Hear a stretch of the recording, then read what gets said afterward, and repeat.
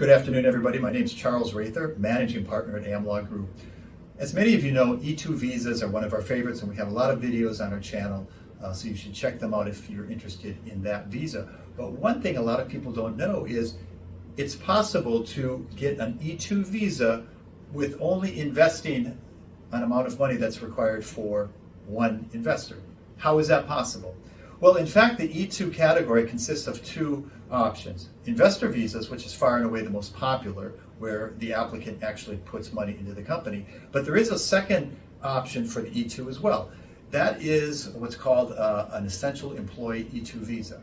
How does that work? Well, let's say you're a Canadian citizen and you've invested in a US business and you received your E2 visa. And you might have a partner or maybe a valuable employee back home with whom you've worked for some time, and that person would also like to get an E2 visa. It's not necessary for that person to also invest as an investor, say another $100,000 in your US business. It's possible to create or file for an E2 visa for that person as an essential employee. Now, what does an essential employee really mean?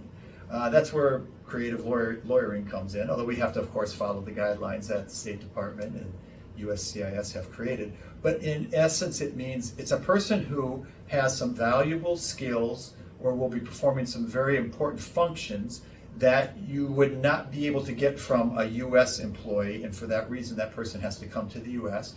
Either they might have some very specific know-how or experience in this area that most Americans don't, or perhaps they're coming to manage the growth of the company and they have some experience in this area. And so for that reason, you need to get the E2. Now, just one nuance I wanted to direct your attention to: the essential employee can only get his or her visa if there's already someone with the same passport from the same country who has already gotten an E2 visa as an investor. So it's not possible for an essential employee to get an E2 visa if there's not an investor from that same country who already has an E2 visa. So that's maybe the main restriction here. But again, if you're both from the same country and the investor has already invested his or her money and gotten the E2, then this is a very valid and promising option for the essential employee. If this is of interest to you or you have any questions, please feel free to leave comments or questions in the commentary, or better yet, if you'd like to get a customized consultation on the facts and circumstances of your situation, your plans, and how to best plan for your move to the US, contact us for a consultation and we will be more than happy to help.